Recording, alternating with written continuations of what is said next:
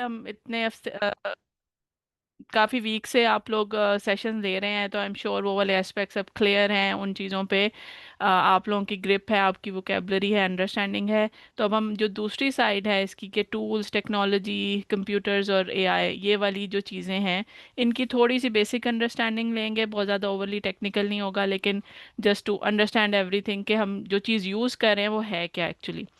तो उसमें जो मेनली आजकल दो चीज़ें यूज़ होती हैं। या तो आप गूगल पे कुछ कीवर्ड्स के साथ सर्च करते हैं, या फिर आप कोई लैंग्वेज मॉडल यूज़ कर रहे होते हैं। जैसे जेनेरिकली लेमैन लैंग्वेज में एआई का वर्ड यूज़ करते हैं, उसमें जेमिनाई हो गया, जीपीटी हो गया, डीप सीक हो गया। तो ये सारे जिनको आप एआई कहते हैं, ये बेसिकली लैंग्वेज मॉडल्स हैं, एलएलएम्स हैं टेक्निकल टर्म में। एलएलएम का काम क्या होता है? लैंग्वेज मॉडल का काम ये होता है कि ये क्योंकि इंसानी जो कंप्यूटर साइंटिस्ट हैं, वो ये स्किल कंप्यूटर को देना चाहते हैं कि जो काम इंसान कर सकता है वो सारे काम कंप्यूटर भी कर सके। इंसान का एक स्किल है स्पीच का और कंप्रीहेंशन का, कि इंसान बात भी कर सकता है और जब कोई उससे बात करे तो वो उसको समझ भी सकता है। और ये वाला जो स्किल है ये कंप्यूटर्स में डेवलप करना, तो ये एक बहुत बड़ी ब्रेक थ्रू है फॉर अ कंप्यूटर। क्योंकि जो पहले वाले कंप्यूटर्स थे और उनकी जो अंडरस्टैंडिंग थी, because they are working with electric signals, with on and off, और उनको ये मिमिक कराना कि वो लैंग्वेज समझ सकते हैं और बल्कि जवाब भी दे सकते हैं। It's a huge breakthrough for human, but at the same time it needs to be treated as is, कि जिस काम के लिए ये बनाई गई है उसको अगर आप उसको समझेंगे नहीं और उसको यूज़ करेंगे डिफरेंट कामों के लिए, तो it it is gonna fail, और it gonna have some issues जो आपके लिए प्रॉब्लमेटिक होंगे। तो लैंग्वेज मॉडल काम कैसे करते हैं? बेसिकली जब मैं आपसे एक सेंटेंस बोल रही हूँ तो आपका ब्रेन अपनी पास्ट, अपने एक्सपीरियंसेस और वोकेबलरी की बेस पे एक पूरी इमेजरी क्रिएट कर रहा है, और आप मेरा एक एक लफ्ज़ जो है वो समझ रहे हैं। लेकिन ये चीज़ कंप्यूटर के लिए पॉसिबल नहीं है। It's just a very sophisticated calculator. तो कंप्यूटर के लिए पॉसिबल नहीं है कि वो इस तरह की कंप्रीहेंशन दे सके। तो होता क्या है कि इसके पीछे प्रिडिक्शन मॉडल्स रन कर रहे होते हैं। प्रिडिक्शन मॉडल ये कहते हैं कि जब आपने उसे कुछ फ्रेज लिखी, तो वो गेस करता है कि अगर इस बंदे ने मुझे ये मैसेज लिखा है, तो मेरा ये जवाब इसको पसंद आएगा, तो मुझे इसको ये जवाब देना है, तो इसे लगेगा कि मुझे इसकी बात समझ में आ गई है।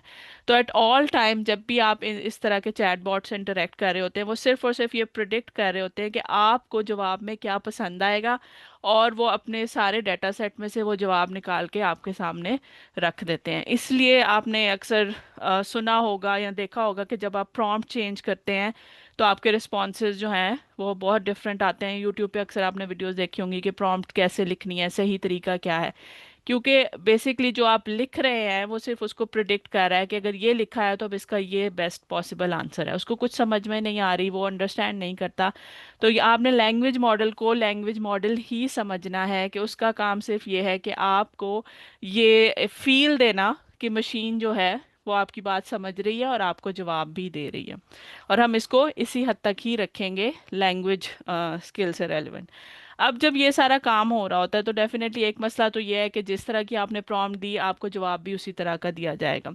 या फिर ये कि जिस तरह का उसके पास डाटा सेट है, उसे लगता है कि अगर 10 लोग उसके पास आए और उन्होंने ये सर्टेन फिक्रा लिखा और मैंने उसके रिस्पॉन्स में ये जवाब दिया, तो ये जवाब उन्हें पसंद आया।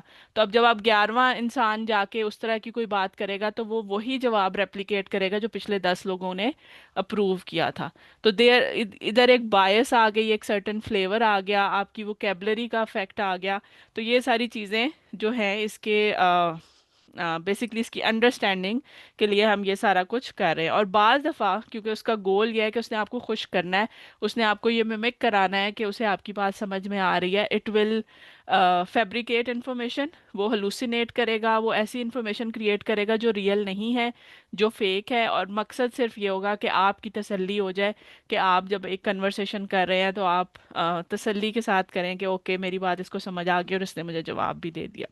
सो ये लैंग्वेज मॉडल्स हैं, एलएलएम्स इन्हें टेक्निकली कहते हैं। AI is a big area और उसमें बहुत सारे स्किल्स हैं। लैंग्वेज का स्किल जो है वो एक स्किल है जहाँ पे हम ह्यूमन लैंग्वेज को मिमिक करा रहे हैं इंसानी लैंग्वेज में। तो जब आप अपना टूल सेलेक्ट करेंगे, और एआई में आपको डिफरेंट इमेज जनरेशन के टूल आएंगे, रिसर्च के अलग से टूल्स हैं, तो आपने अपना टूल पहले तो देखना है कि आप कौन सा टूल यूज़ करें और क्या ये आपकी टास्क से वाकई रेलिवेंट है कि नहीं है। तो ये बेसिक अवेयरनेस होना बहुत ज़रूरी है। अच्छा, अब हमें ये बेसिक चीज़ समझ में आ गई कि एआई, जिसको हम कहते हैं, actually they are just language models working with language. अब मसला क्या है? मसला ये है कि अगर आपको, जैसे मैंने कहा कि होता कि आपको कोई टास्क दी, आपने वो टाइप की जाके जीपीटी में, उसने जो भी आपको रिस्पॉन्स दिया आपने उसको थोड़ा बहुत रिफाइन किया और आपने कहा कि मेरी टास्क हो गई, काम बहुत आसानी से हो गया। लेकिन इससे हुआ क्या? इससे हुआ ये कि जो वहां पे पहले ही 10 लोगों ने जिस जवाब को अप्रूव किया हुआ था, आपने उसको एक और वोट दे दिया। आपने अपनी लॉजिक, अपनी सेंस, अपना पॉइंट ऑफ व्यू, अपना फ्लेवर उसको नहीं प्रोवाइड किया। बल्कि जो 10 लोग जिस चीज़ पे ओके कर रहे थे, आपके लेजी होने की वजह से वो क्या हुआ कि वो उस चीज़ पे स्टैंप लग गई। सो अब ये जो एज, जिस एज की तरफ हम जा रहे हैं, ये डाटा ड्रिवन एज है। और अगर आपका डाटा, आपका personal data is not out there, तो जो होगा अगली जनरेशन में, आपका पॉइंट ऑफ व्यू भी एग्जिस्ट करना ख़त्म कर जाएगा, क्योंकि हर चीज़ इस डाटा पे ट्रेन हो रही है। अभी सडनली आपने देखा है कि हमें सोर्स कोड में भी वैसे बहुत ज़्यादा राइटिंग की टास्क मिल रही हैं। इन टास्क का मकसद क्या है? What's the purpose behind these thing? The purpose of this task is not to write for AI but to write into AI. Basically हम डाटा सेट, जो एक ग्लोबल डाटा सेट क्रिएट हो रहा है, जो ह्यूमन बीइंग्स एक साथ collectively create कर रहे हैं, जिसपे मशीन्स ट्रेंड हो रही हैं, हम उसमें अपना फुटप्रिंट छोड़ना चाहते हैं। वो फुटप्रिंट ऐसे नहीं आएगा कि आपने एआई से पूछा, एआई ने आपको जवाब दिया और आपने वापस वही आगे डिसेमिनेट कर दिया। आप वो फुटप्रिंट जनरेट ही नहीं कर पा रहे। आपने अपनी थॉट उस डाटा सेट में इंक्लूड करनी है। आपने मुस्लिम नरेटिव्स, आपने बेसिकली एज अ मुस्लिम उम्मा आपने इस चीज़ को सोचना है कि कैसे हमने अपना फ्लेवर उस डाटा सेट का पार्ट बनाना है और बिग पार्ट बनाना है। उसके लिए आपकी ओरिजिनलिटी मैटर करती है, कि जब भी आप किसी टॉपिक पे बात करें, तो वो टॉपिक बजाय ये कि जो आपको प्रोवाइड किया जा रहा है न्यूज़ में या एआई के थ्रू या सर्च इंजन के थ्रू, आप उसी को एको नहीं कर रहे, आप बल्कि उसमें एक ओरिजिनल फ्लेवर लेकर आ रहे हैं, जो कि बुक से, इन बुक्स और इन चीज़ों की एक्सेस नहीं होती most of the free tools को। और आप उन चीज़ों से वो चीज़ लर्न कर रहे हैं, किताबें पढ़ रहे हैं प्रॉपर, जैसे अगर आप सीरा पे कर रहे हैं या हदीस पे कर रहे हैं या किसी साइंटिफिक चीज़ पे काम कर रहे हैं, तो आप प्रॉपर साइंस की डीप डेप्थ में जाके इस टॉपिक को पूरा अंडरस्टैंड करके और फिर अपनी इंफॉर्मेशन जो है वो आगे डिसेमिनेट कर रहे हैं। तब आपकी कोई कंट्रीब्यूशन है, अदरवाइज आपने वो टास्क करने का कोई फ़ायदा हुआ नहीं। और दूसरा ये है कि आप एज उम्मा, हमारा आईक्यू रेज होना चाहिए। तो जब भी आप एक क्विक तरीके से कुछ जीपीटी यूज़ करते हैं या गूगल यूज़ करते हैं, 4-5 लिंक उठाए और कर लिया, तो ना ही तो इससे आईक्यू रेज होता है, क्योंकि कोई भी चीज़ आपके आईक्यू या ब्रेन का हिस्सा तब बनती है जब आप उस पर एक सर्टेन अमाउंट से ज़्यादा एफर्ट लगाते हैं, उस टॉपिक में डीप डाइव करते हैं और उसको एक सर्टेन लेवल तक उसके साथ टाइम स्पेंड करते हैं, तो तब वो आपके ब्रेन सर्किटरी का हिस्सा बनती है। अगर वो आपने उस पर आधा घंटा लगा के वो काम ख़त्म कर लिया, तो वो जितनी जल्दी आपने किया उतनी जल्दी आपके सिस्टम से निकल भी जाएगा। और जितनी भी टास्क हम कर रहे हैं, अगर आप ये दो चीज़ें अचीव नहीं कर रहे, आप डाटा सेट में ऐड नहीं कर रहे, आप अपना फुटप्रिंट नहीं छोड़ रहे और आप अपना आईक्यू रेज नहीं कर रहे, तो बेसिकली जो टास्क का पर्पस है वो आपने अचीव नहीं किया, और वो टास्क आप करें या ना करें वो एक ही बराबर है। अब जब हमारा पर्पस क्लियर होगा, तो फिर हमें इसका यूजेज भी खुद ही से सेंस आनी शुरू हो जाएगी कि क्या काम हमें करना चाहिए और क्या काम हमें नहीं करना चाहिए एआई को यूज़ करते हुए। Okay. In a world driven by data, it is the new battleground of ideas. So basically, this is a time of intellectual warfare, and ideas and data is mainly driving not just humans, in the sense कि हम expose हो रहे हैं information से globally, बल्कि अब जो अगले tools और machines design हो रही हैं जो इस data को use कर रही हैं, और वो किस तरह अगली civilization और generation पे effect डालेंगी, ये सारा data जो अब generate हो रहा है, ये उसका एक तरह से सीड है। और it is that's why it is very very important कि आप इसकी जो एसेंस है उसको अंडरस्टैंड करें। तो if we stay silent, the next generation will inherit a word trained on someone else's truth. तो अगर आप मुस्लिम पर्सपेक्टिव, मुस्लिम नरेटिव, ये सारी चीज़ें चाहते हैं कि डाटा सेट का हिस्सा बने, तो ओरिजिनलिटी आपको अपने हाथ में रखनी पड़ेगी और इन टूल्स को आप एज असिस्टेंट यूज़ करेंगे। तो अभी तक की जितनी स्लाइड थी उसमें सिर्फ ये एम्फोसिस मैं आपको देने की कोशिश कर रही हूँ कि राइट यूज़ ऑफ टेक्नोलॉजी, इसको, इसकी सेंस लेना, इसको अंडरस्टैंड करना और इसे अपने पर्पस से अलाइन करना, ये बहुत ज़रूरी है। और उसके बाद फिर जैसे जैसे टूल्स आते जाएंगे हम देखेंगे कि क्या काम हमें करना चाहिए और क्या काम हमें नहीं करना चाहिए। रिस्क ऑफ आउटसोर्सिंग थिंकिंग, कि अगर आप थिंकिंग वाला प्रोसेस जो है वो एआई को के हवाले कर रहे हैं, तो बेसिकली हमने जैसे डिस्कस किया, आप रिसाइकल कंटेंट ले रहे हैं, होमोजेनिटी आ जाएगी कि एक एक टाइम आएगा कि सब लोगों के आंसर मैच होना शुरू हो जाएंगे क्योंकि डाटा सेट जो है वो एक तरफ कन्वर्ज करना शुरू कर देगा। तो इन सारी चीज़ों को हमने अवॉइड करना है। अच्छा जी, अब हम आ जाते हैं, ये एक सिंपल प्रॉम्प्ट है जो मैंने जीपीटी और जेमिनाई दोनों पे लिखी और आंसर्स आपके सामने है। प्रॉम्प्ट ये थी कि एआई की जो क्या लिमिटेशंस हैं, जिसे हम एआई कहते हैं, एलएलएम्स की क्या लिमिटेशंस है, और राइटर जो राइटिंग कर रहा है उसको क्या काम खुद करने चाहिए और किन बातों का ध्यान करना चाहिए। तो दोनों का सिमिलर ही आंसर था कि AI text can be wrong और मेड अप, कि ये फैब्रिकेटेड और हेलुसिनेशंस हो सकती हैं इसमें। It has no real sources, वो आपको सोर्सेज नहीं बताता because it's a language model, it just want you to be satisfied with the conversation. And आप ने राइटर ने खुद क्या करना है, उसने बुक्स पढ़नी है, रिसर्च पेपर्स पढ़ने हैं, ट्रस्टेड वेबसाइट्स देखनी है जो उसे पता है कि अथेंटिक हैं, वहाँ से अपने उसने खुद अपनी एक टॉपिक पे अंडरस्टैंडिंग बनानी है, उस अंडरस्टैंडिंग की बेस पे उसने अपनी जो भी टॉपिक है, रिसर्च क्वेश्चन है, उसका आंसर या एक कंक्लूजन ड्राइव करना है और फिर उसको प्रेजेंट करना है। That's the right way to do these things. अच्छा, अब हमने ये सारी डिस्कशन की तो एक की डिस्टिंक्शन आ जाती है search versus research. There are technical definitions, लेकिन मैं आपको एक जेनेरिक एग्जांपल दूंगी कि जैसे जब आप एक फ़ोन बाय करते हैं, आपने अपने लिए एक फ़ोन बाय करना है, तो क्या आप ये मार्केट जाते हैं जो पहला फ़ोन नज़र आ जाए वो बाय कर लेते हैं? If that's the case that's called searching, जो कि हम करते हैं, गूगल पे जाके लफ्ज़ लिखा, जो पहले 5 पेजेस आए वो खोले और काम कर लिया, तो आपकी सर्च हो गई। लेकिन ऐसे नहीं होता। जब भी आप रियल टाइम इन्वेस्टमेंट करते हैं आपके जहन में होता है कि मुझे इस तरह का फ़ोन चाहिए, मेरे फ़ोन का यूज़र जैसा है, मे बी मैं कैमरा, मैंने वीडियोस बनानी होती है तो मुझे कैमरा ज़्यादा यूज़ करना है, या मैं गेम्स खेलता हूँ या खेलती हूँ तो मुझे सर्टेन लेवल का प्रोसेसर चाहिए, मैं मेमोरी के इशू होते हैं, बैटरी के इशू होते हैं, तो मुझे इस तरह की चीज़ें चाहिए। या आप रिसर्च क्वेश्चन बना रहे हैं कि मुझे ये एस्पेक्ट्स चाहिए अपने फ़ोन में, ये मेरी बजट कॉन्स्ट्रेंट है, maybe I like a certain brand और मुझे इस वाले ब्रांड का फ़ोन चाहिए। तो ये सारा आप अपना रिसर्च क्वेश्चन डिफाइन करें, आप शेप कर रहे हैं कि मैंने मार्केट में इस टाइम जो फ़ोन अवेलेबल हैं उसमें से, फॉर एग्जांपल मेरा क्वेश्चन ये है कि मुझे अच्छी प्रोसेसिंग पावर चाहिए या बैटरी चाहिए, लॉन्ग लाइफ फ़ोन चाहिए कि मुझे बार बार चार्ज ना खड़ा करना पड़े। सो मुझे एक फ़ोन बाय करना है जिसकी बैटरी लाइफ अच्छी हो, वो इस ब्रांड का हो और इस बजट के अंदर हो। तो आपने देखा है कि रिसर्च क्वेश्चन सिर्फ फ़ोन, फ़ोन जो है is a very generic topic, और फिर उसके अंदर आपने चीज़ें, फ्लेवर्स ऐड किए हैं उसे स्पेसिफिक करने के लिए। अब जब क्वेश्चन आपका शेप हो जाएगा, तो सबसे पहले रिसर्च जो स्टार्ट होती है वो एक वेल डिफाइंड क्वेश्चन से स्टार्ट होती है। जब आपका ये क्वेश्चन शेप हो जाएगा तो फिर आप इसके जो रिस्पॉन्सेज हैं वो ऐसे नहीं होगा कि आप सिर्फ दुकान पे जाएंगे, उससे कहेंगे ये मेरे क्वेश्चन हैं, इस बेस पे कौन सा फ़ोन मुझे लेना चाहिए। आप उसको मल्टीपल सोर्सेज से वेरीफाई करेंगे, आप अपने फ्रेंड से पूछेंगे या यूट्यूब पे रिव्यूज़ देखेंगे। अगर आपकी फैमिली में कोई टेक्नोलॉजी में अच्छा है आप उसको कहेंगे कि प्लीज़ मुझे कोई ऐसा फ़ोन ढूंढ दो। फिर इसी तरह आप रिटर्न रिव्यूज़ चेक करेंगे, आप शॉप पे जाके मे बी शॉप वाले से भी पूछेंगे।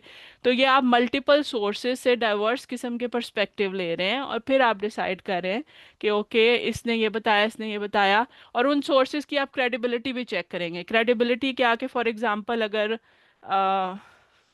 कोई फ़ोन, आईफोन है, तो आईफोन का जो ऐड होगा उसमें ऑफ कोर्स आईफोन की तारीफ ही की जाएगी। तो आप ऐसी सोर्सेज को डिस्कार्ड करेंगे कि ये सोर्स जो है ये प्रॉपर ऑथेंटिक सोर्स नहीं है, क्योंकि उनका कॉन्फ्लिक्ट ऑफ इंटरेस्ट है, उन्होंने अपने फ़ोन की बुराई तो नहीं करनी, तो इसका मतलब है मुझे इस सोर्स को यूज़ नहीं करना। और फाइनली जब ये सारा कुछ आप कर लेंगे आपके पास एक डाटा आ जाएगा, उस डाटा की बेस पे आप कुछ अपना पर्सनल जो भी फ्लेवर की बेस पे आप उसमें से कुछ पिक करेंगे, मे बी वो सेम डाटा देख के कोई और बंदा कुछ और पिक करे, आप कुछ और पिक करें। So that's the whole process of research. तो जब भी आपने रिसर्च करनी है, अगर आप इस प्रोसेस से नहीं गुजर रहे तो आप काम सही नहीं कर रहे। और इसकी again there is more depth to it. मैं थोड़ा सा जल्दी में आप लोगों को चीज़ों के या टॉपिक्स के फ्लेवर्स दे रही हूँ। तो लेकिन आप रियल लाइफ में this is a clear cut example what's the difference between search and research. तो अगर आप सर्चिंग कर रहे हैं, रिसर्चिंग नहीं कर रहे, तो अगेन आप काम जो है वो सही नहीं कर रहे। अच्छा, okay, yes, this is just an announcement कि सून हम रिसर्च मेथोडोलॉजी पे एक सीरीज शुरू करने का सोच रहे हैं। और उसमें हमें आप बिल्कुल ये फ्लेवर दे सकते हैं कि क्या टॉपिक डिटेल में डिस्कस करने चाहिए। सीरीज का मकसद ये होगा कि हम हर लेवल पे कौन कौन से टूल्स हैं जो हम यूज़ कर सकते हैं एज आर सपोर्ट, और जो वहाँ पे यूज़ करने की सेंस बनती है, बजाय ये कि हम हर जगह सिर्फ गूगल यूज़ करें या कोई लैंग्वेज मॉडल यूज़ करें। Why don't we use stage specific tools जो हमें उसमें सपोर्ट भी करें, हमारा काम आसान भी हो और ऑनेस्ट भी हो। इस क्यूआर कोड को आप स्कैन करेंगे तो आपको एक प्रॉम्प्ट मिलेगी जो जीपीटी के लिए या किसी भी लैंग्वेज मॉडल के लिए डिज़ाइन की है। प्रॉम्प्ट का मकसद ये है कि आप बेसिकली जब ये प्रॉम्प्ट पेस्ट करेंगे अपनी चैट विंडो में, सॉरी, जीपीटी की विंडो में या जेमिनाई में, या जो भी आप यूज़ करते हैं, तो यह आपको स्टेप बाय स्टेप पहले तो सर्च वर्सेस रिसर्च का डिफरेंस क्लियर करेगा। और फिर अगर आपके पास कोई टॉपिक है तो आप उस टॉपिक को शार्पन करके या आपको एक बेसिकली रिसर्च क्वेश्चन डेवलप करने में हेल्प करेगा। कि आपके पास एक जेनेरिक टॉपिक है, मे बी आप देखना चाहते हैं व्हाट्स इंटेग्रिटी इन इस्लाम, लेकिन if this topic is too broad, इसको स्पेसिफाई करने की ज़रूरत है, तो वो आपको एक टीचर स्टाइल में आपको नैरो डाउन आपसे क्वेश्चन करेगा कि अच्छा ये सोचो, ये सोचो, बेसिकली ब्रेनस्टॉर्मिंग। तो इसका दो फायदा होगा, एक तो आपने लैंग्वेज मॉडल को किस काम के लिए यूज़ करना है, ब्रेनस्टॉर्म करने के लिए बिल्कुल इसे यूज़ कर सकते हैं। To have those thoughts going, आप एआई का यूज़ कर सकते हैं। It can be a team member, जैसे आप कन्वर्सेशन कर रहे हैं और आपका ब्रेन जो है ना वो जॉग कर रहा है और डिफरेंट तरह की थॉट्स आ रही हैं। तो इस प्रॉम्प्ट को आप यूज़ करेंगे और अपना रिसर्च क्वेश्चन जो है वो शेप करने की कोशिश करेंगे। अच्छा, अगर आप चैट में मुझे ये बता दें कि आपको इस बात की अंडरस्टैंडिंग है कि क्यूआर कोड कैसे स्कैन करना है और जीपीटी या किसी भी मॉडल से कैसे इंटरेक्ट करना है, तो प्लीज़ यस लिख दें। और अगर आप चाहते हैं कि मैं आपको एक डेमो दे दूं यहाँ पे, तो वो भी प्लीज़ चैट में बता दें। डेमो दूं तो क्या उसे कहते हैं, all these notes are for demos. Sorry, let me clarify my options again. अगर आप चाहते हैं मैं डेमो दूं तो यस लिख दें, और अगर आप चाहते हैं मैं डेमो ना दूं तो नो लिख दें। Okay, okay, let's do that then. और meanwhile I will be switching my screen, तो आपका कोई क्वेश्चन है तो आप इस बारे में क्वेश्चन कर सकते हैं। Again I know I might be going a little fast today because it's all crammed in. I want to give you this flavour ताकि हमें पता चले कि हमने एलैबोरेटेड सीरीज करनी है, वो कितनी आपके लिए हेल्पफुल होगी। डॉक्टर फुले, आप काइंडली ये ज़रा हमें ज़रूर इस दर क्लैरिफाई कर दें कि जो लोग बहुत ज़्यादा इसके ऊपर डिपेंडेंट हो जाते हैं तो उनका अपने माइंड के अंदर फिर क्या मसाइल खड़े हो जाते हैं। यानी कि किस तरीके से आप जो है ना आपके लिए ये बैसाखी बन जाता है एआई, और फिर खुद जो है ना आप क्रिएटिवली सोच ही नहीं पाते। आप आप आप लगता है, आपको लगता है कि आप ब्लैंक हो गए। तो वो कहाँ पे हमें लाइन ड्रॉ करनी है कि इससे आगे नहीं इसको इस्तेमाल करना। जी, ये इंशाल्लाह हम सेशन में करेंगे कवर, और फिर एंड पे अगर फिर भी इस बात की क्लैरिटी ना हुई तो हम इंशाल्लाह इस पे डिस्कशन करेंगे। बेसिकली ब्रेनस्टॉर्मिंग के लिए आप यूज़ करें, ग्रामर चेक के लिए, इन चीज़ों के लिए यूज़ करें। जो जैसे इंग्लिश हमारी सेकंड लैंग्वेज है और हमें उसकी अंडरस्टैंडिंग उस तरह नहीं है जो कोई जिसकी मदर टंग है ये, तो हम सिर्फ इस वजह से किसी से पीछे ना रह जाएं कि हमें लैंग्वेज के इशू हैं। लेकिन अगर आप आइडिएशन, अपने कॉन्सेप्ट, अपनी ओरिजिनलिटी, अपनी क्रिएटिविटी एआई को दे रहे हैं, तो then it's gonna be a problem. Not just कि आप अपने साथ वो नुकसान कर रहे हैं, बल्कि आप जो टास्क का मकसद है वो भी अचीव नहीं कर पा रहे। तो लेकिन इंशाल्लाह हम ये आगे पढ़ेंगे कि exactly where to draw the line. अच्छा। Probably I have one more thing to ask, if you allow me. जैसे मुझे याद है कि प्लेजरिज्म जो चेक होता था, हमें हमारे उस्ताद जो थे वो मना किया करते थे कि आप ना गूगल के ऊपर कभी भी अपना कोई भी कंटेंट लिख कर रिसर्च करते हुए भी, जब हम रिसर्च आर्टिकल्स लिख रहे होते थे, एक तो ये कि हमारी ऑडियंस को ज़्यादातर इस चीज़ की अवेयरनेस नहीं होती, ज़्यादातर लोगों को कंटेम्प्रेरी रिसर्च का पता नहीं होता। तो हमें हमारे उस्ताद ये मना किया करते थे कि आप जो कुछ भी कॉपी करके गूगल के अंदर डाल के चेक करते हैं ना, वो गूगल कॉपी कर लेता है, और नेक्स्ट टाइम जब आप उसका प्लेजरिज्म चेक करेंगे तो वो प्लेजराइज्ड वर्क कंसिडर हो जाता है। तो is do we have the similar kind of problems with AI as well, कि वो प्लेजराइज्ड वर्क, या जो भी मैं मतलब फ़र्ज़ करें कि मैं ग्रामर चेक के लिए ये चैट से पूछती हूँ कि इसको ग्रामर इसकी चेक कर दो, या मुझे इसका कोई वर्ड इसका रिप्लेसमेंट बता दो, तो क्या एआई भी उसको कॉपी कर लेता है और फिर eight the end of the day वो कंटेंट जो है वो एआई जनरेटेड बन जाता है? ओके ना, मैं इसको इंशाल्लाह करती हूँ डिस्कस, ये थोड़ा डिटेल आंसर है। और इसको हम्म, बिल्कुल आपने, अगर मैं भूल जाऊँ तो मुझे प्लीज़ रिमाइंड करा दीजिएगा, इसको करते हैं बिल्कुल। डिस्कस। ओके, अगर आप लोगों को मेरी स्क्रीन नज़र आ रही है तो प्लीज़ मुझे बताएं, मेरी स्क्रीन स्विच स्विच हुई है, मैं स्निपिंग टूल ओपन करने की कोशिश कर रही हूँ, कैन यू सी जी दैट? जी। जी जी, okay, we can see that. So Okay, अगर तो आप, before you ji. start, I'm so sorry to interrupt.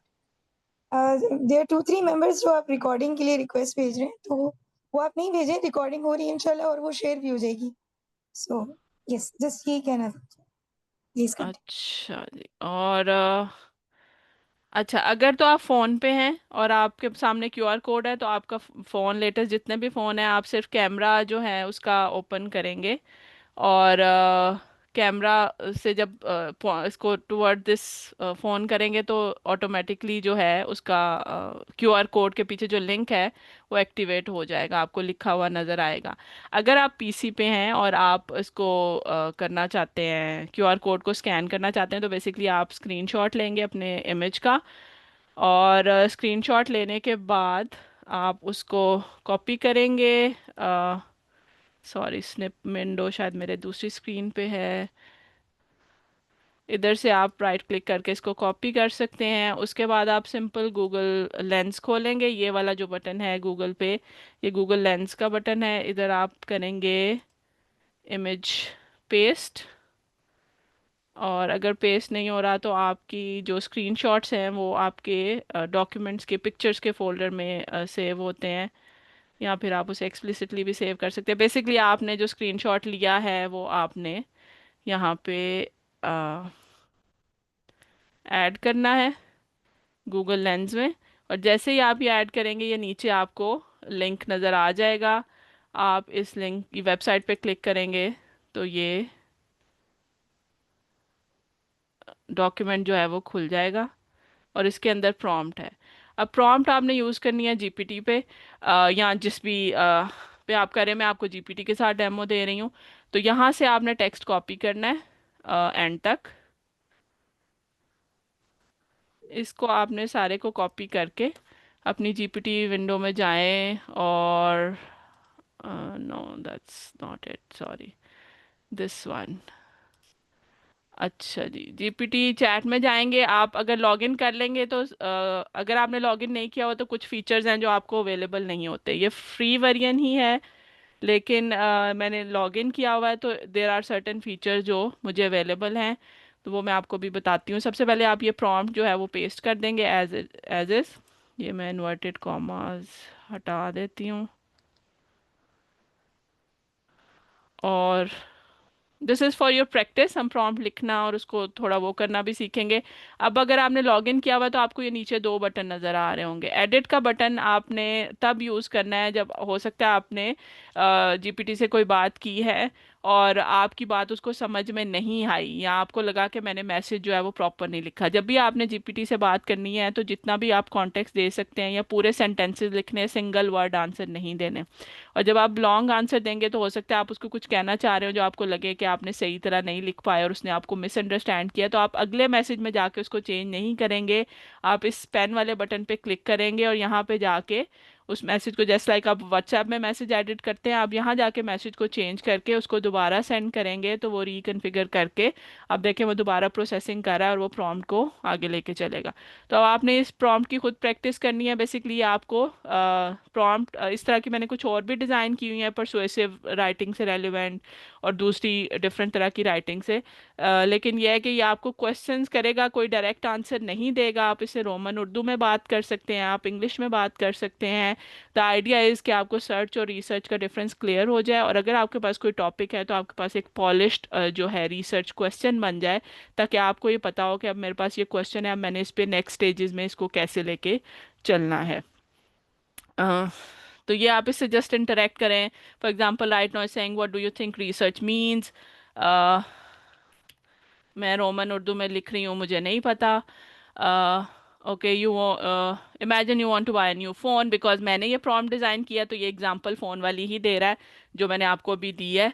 So that's why, don't worry about it.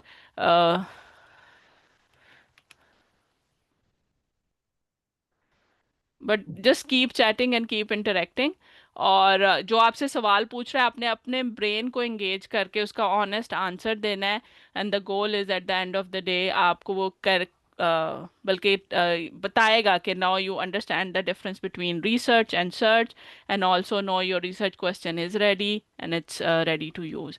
तो just interact with it and see, and इंशाल्लाह में groups में आप feedback दें कि कैसा आपके साथ इसका एक्सपीरियंस रहा। I will switch back my screen to the slides.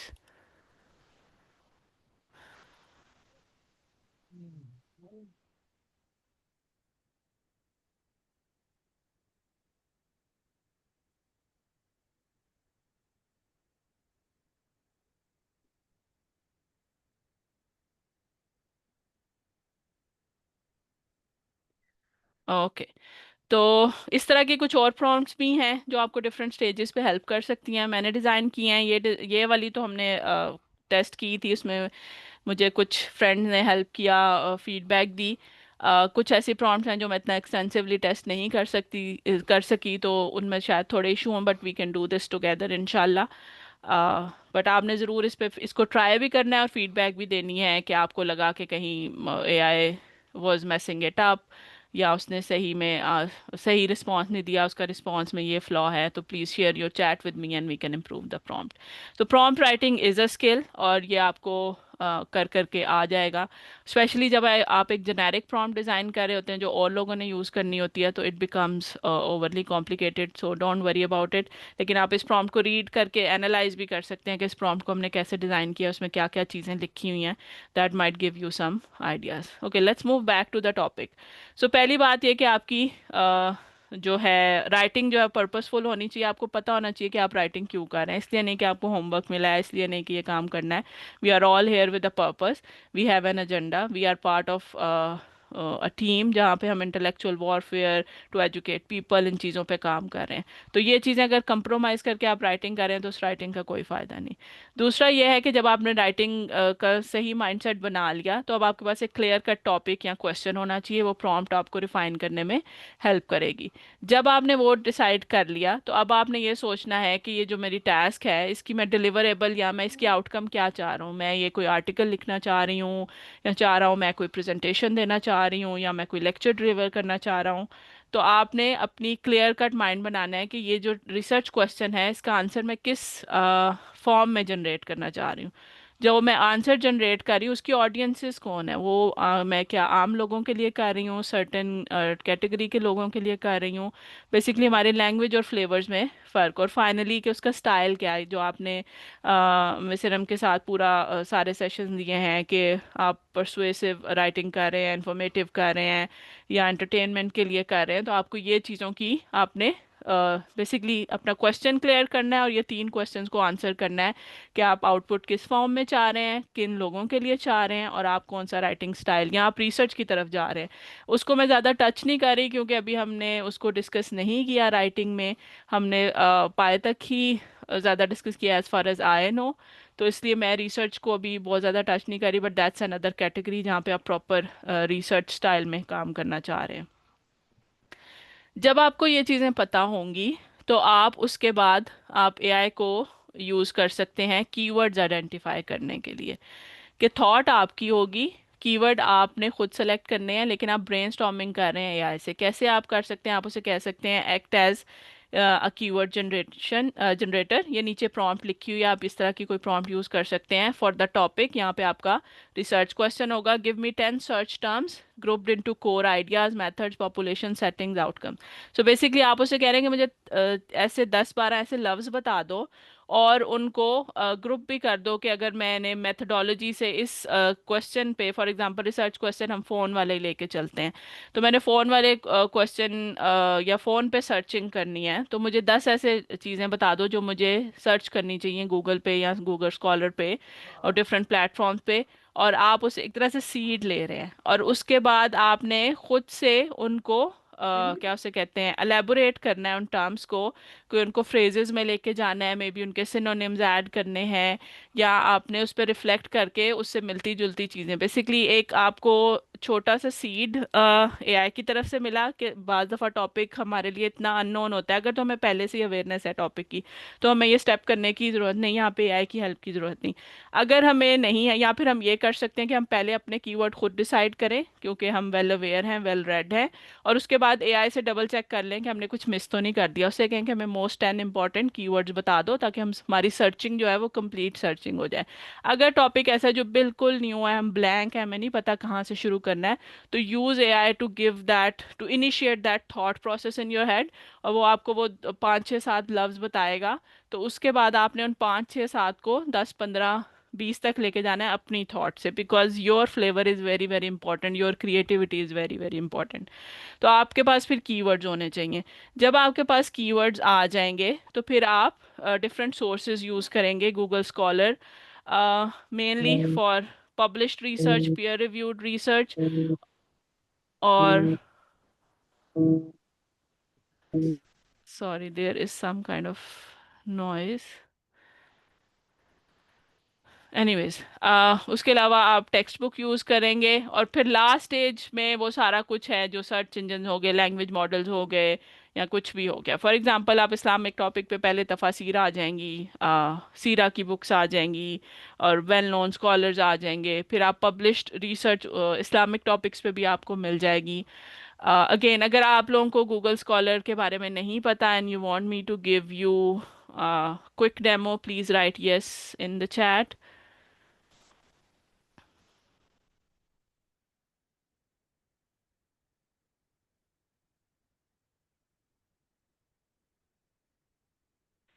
Okay, okay, इंशाल्लाह मैं अभी करती हूँ।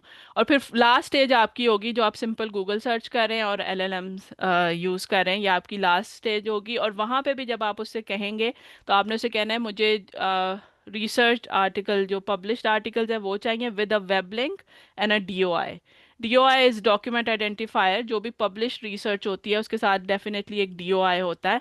तो अगर वो डीओआई बेसिकली क्लिकेबल होते हैं, तो आपको अगर वो कुछ सोर्सेज दे रहा है किसी चीज़ पे स्टडी करने के लिए, और वो लिंक क्लिकेबल है, आप क्लिक करके जाके देखेंगे कि उस पेज पे वाकई यही लिखा हुआ है, और उसको फिर खुद से अपनी again that will just be the seed, और उसको फिर आप एक्सटेंड करेंगे और एक्सपैंड करेंगे। मैं अगेन अपनी स्क्रीन स्विच करने लगी हूँ, और you guys will tell me when you can see my screen.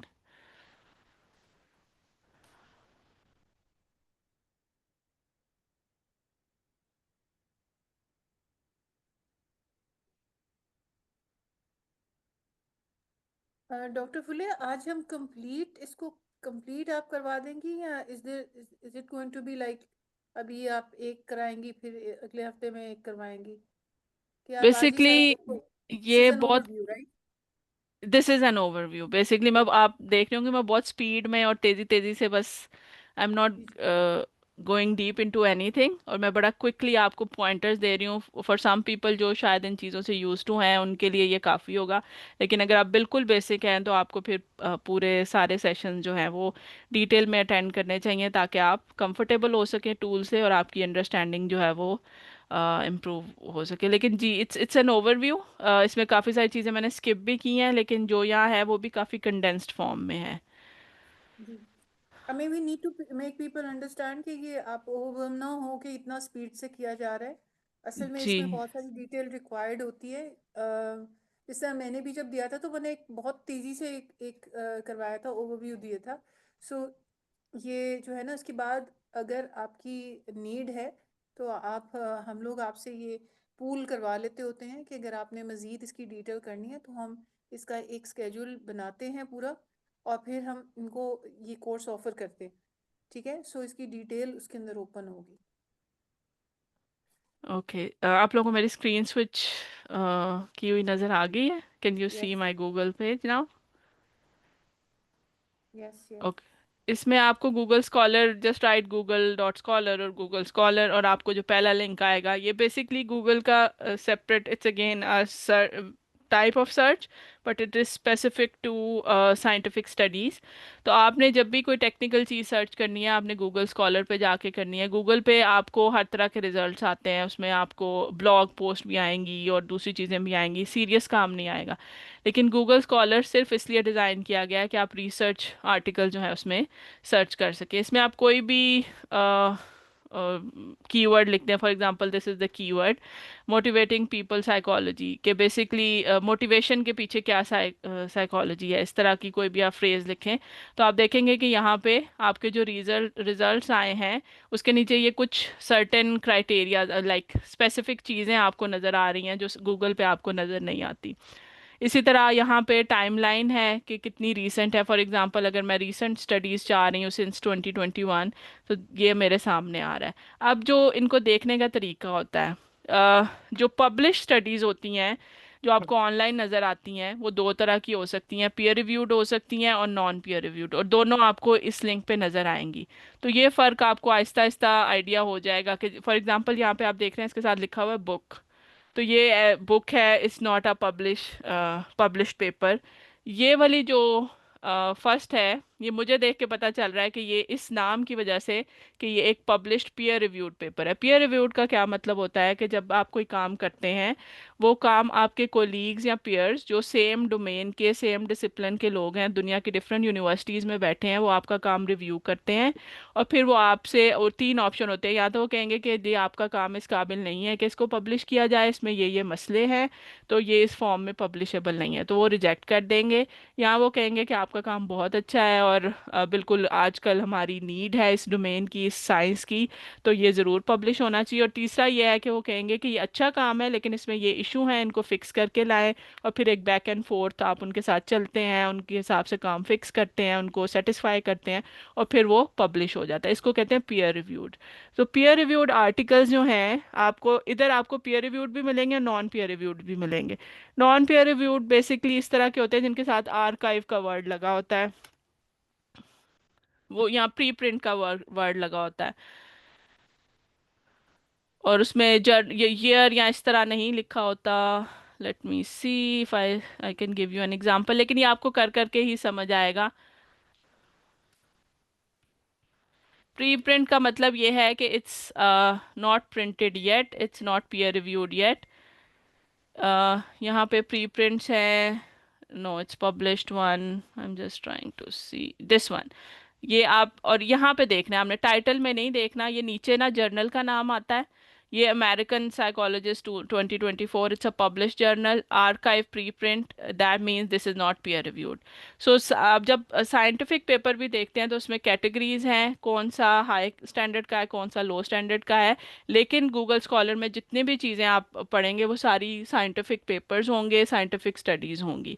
तो पहली चीज़ आपने देखनी है कि वो पब्लिश पेपर हो एट दिस स्टेज। ऐसा नहीं है कि लोग प्री प्रिंट यूज़ नहीं करते, लेकिन चूंकि हम बिल्कुल बेसिक से शुरू कर रहे हैं तो लेट्स नॉट गो देयर। वहाँ पे कुछ ऐसी माइनर चीज़ें होती है जो आप पेपर खोल के चेक करेंगे फिर देखेंगे कि इस काबिल है कि नहीं है। सो फॉर यू गाइस, आपने जो है जिसके आगे जर्नल का वर्ड लिखा हो, कॉन्फ्रेंस का वर्ड लिखा हो, प्रोसीडिंग्स का वर्ड लिखा हो, that means it's peer reviewed and you can use it. So ये एक डिस्टिंक्शन है। अब आपने जब स्टडीज सेलेक्ट कर ली, फॉर एग्जांपल ये भी जर्नल की है, ये भी जर्नल की है, कैसे पता चला, ये PLOS 1 की है, ये प्रोसीडिंग ऑफ सर्टेन कॉन्फ्रेंस है, तो ये दोनों ठीक है। अब इसमें सेकंड जो चीज़ आप देखते हैं वो ये साइटेड बाय का नंबर देखते हैं। साइटेड बाय का ये मतलब है कि एक तो ये पीयर रिव्यूड हैं दोनों स्टडीज़, कोलीग्स ने चेक करके वेरीफाई किया कि कोई गलत डाटा फेक डाटा ना हो और बात की सेंस बन रही हो, मैथ्स अगर इन्वॉल्व है तो मैथ की सेंस बन रही हो। और उसके बाद साइटेड बाय का मतलब ये है कि ये चीज़ पब्लिश हुई और उसके बाद 72 लोगों ने से आगे भी यूज़ किया। इसका मतलब है ये काम एक्सटेंडेबल है, ये वाकई यूज़फुल काम है। ये वाली जो स्टडी है ये 222 लोगों ने से आगे यूज़ किया। तो ये वाला जो नंबर है ये नंबर सेकंड, बेसिकली रिसर्च को भी हम कैटेगराइज करते हैं कि हर रिसर्च पेपर इक्वल नहीं होता। और आगे जर्नल की भी कैटेगरी है, let's not get into that for you guys. आप ये देख सकते हैं कि पेपर पीयर रिव्यूड हो, मतलब प्रॉपरली किसी जगह पब्लिश हो, प्री प्रिंटेड ना हो, रीसेंट हो। और अगर जितना बड़ा ये नंबर होगा साइटेड बाय, उतना उस पेपर की वर्थ ज़्यादा है। समटाइम्स आपको ऐसे पेपर मिलेंगे जो जिसमें कोई ऐसा टॉपिक होगा कि साइटेशन ज़्यादा नहीं होंगी, तो उस केस में फिर you can go for what ever is available. But अगर आपके पास मल्टीपल ऑप्शन है, गो फॉर द पेपर्स जहाँ पे आपके पास साइटेड बाय और पीयर रिव्यूड पेपर हैं। फिर इसमें इनको ओपन कैसे करना है, यहाँ पीडीएफ का लिंक आ रहा होगा। अब काफ़ी सारे पेपर जो हैं वो फ्रीली एक्सेसिबल है, लेकिन अगर कोई पेपर नहीं खुल रहा तो there are websites which you can use. वो मैं आपको बाद में मैसेज में बता दूंगी। Like it's a pirated thing but you can still use it because these are journals, some journals जो हैं वो रिस्ट्रिक्ट करते हैं और बहुत ज़्यादा हाई फ़ी है उनकी, विच आई डोंट एग्री विद। तो ऐसी वेबसाइट हैं जहाँ पे आप डाउनलोड कर सकते हैं ऐसे पेपर जो लॉक्ड हैं या अवेलेबल नहीं है। लेकिन इनिशियली आपको ये मसला नहीं आना चाहिए। ओके। फिर इसमें एक और काम आप क्या कर सकते हैं गूगल स्कॉलर स्पेसिफिक, यहाँ पे ये साइट का बटन है, जब आप इस पर क्लिक करेंगे तो ये आपको डिफरेंट तरह से रेफरेंसेस, अगर आपने कुछ पेपर्स देखे हों या कोई लोग जब रेफरेंसेस देते हैं तो बेसिकली इनमें से एक स्टाइल पिक करते हैं। ये सेम पेपर का नाम, जर्नल का नाम, ईयर वगैरह ही लिखा हुआ है, लेकिन रेफरेंस देने के डिफरेंट स्टाइल्स हैं। तो जनरली जो है साइकोलॉजी में एपीए यूज़ होता है, लेकिन सारे ही ये स्टाइल ओके हैं। लेकिन जब आप एक आर्टिकल लिख रहे हैं या एक काम कर रहे हैं तो कोई एक स्टाइल पिक करें, ये ना हो कि एक रेफरेंस एमएलए में है, एक एपीए में है, एक हार्वर्ड में है। Don't do that, just pick one. आगे जब फुल सीरीज होगी उसमें मैं कोशिश करूंगी कि आपको एक रेफरेंस मैनेजर का भी डेमो दे दूं कि ये काम ऑटोमेटिकली हो जाए और आपको मैनुअली ये काम ना करना पड़े। उसके लिए भी सॉफ्टवेयर्स हैं, लेकिन that's for later stages. For now अगर आपने कहीं रेफरेंस डालना है, आप रेफरेंस यहाँ के गूगल स्कॉलर में ढूंढें और उसके बाद साइट के बटन पे क्लिक करें तो आपको ये प्रॉपरली फॉर्मेटेड जो है रेफरेंस मिल जाएगा। इसे उठा के आप कॉपी पेस्ट कर लें। एक और चीज़ जो गूगल स्कॉलर ऑफर करता है, यहाँ पे हर पेपर के नीचे डिफरेंट ऑथर्स के नाम हैं, आप इवन उनको भी जाके चेक कर सकते हैं। अगर मैं इस ऑथर पे, फर्स्ट ऑथर पे क्लिक करूँ और इसकी प्रोफाइल जो है वो मेरे सामने आ जाएगी। इसकी यूनिवर्सिटी कौन सी है, इलिनॉइस इंस्टीट्यूट ऑफ टेक्नोलॉजी से हैं ये खातून। इनको कितने लोगों ने साइट किया है डिफरेंट ईयर्स में, आपको ये पूरे ग्राफ नजर आएंगे कि year wise how good of a scientist she is.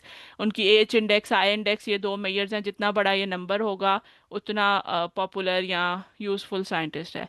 तो ये सारी पब्लिक, ऐसा नहीं है कि आपने कोई रिलीजियस चीज़ ढूंढनी है तो उसकी रिसर्च आप यहाँ पे नहीं कर सकते। आप इस्लाम से रिलेटेड भी, इस्लाम and democracy for example, okay, there's an error।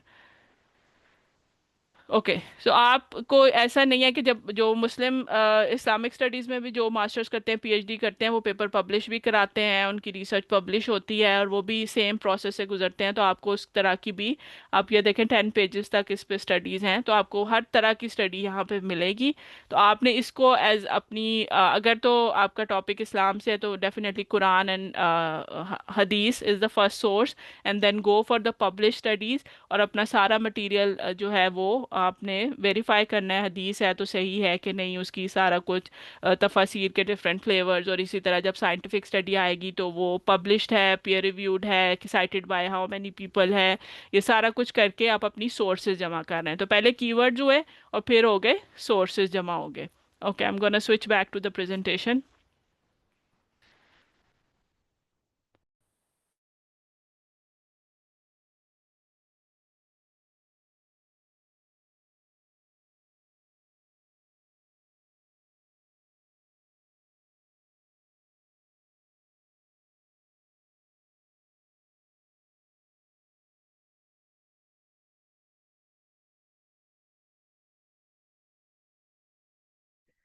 Okay, मेरी स्क्रीन स्विच हो गई है।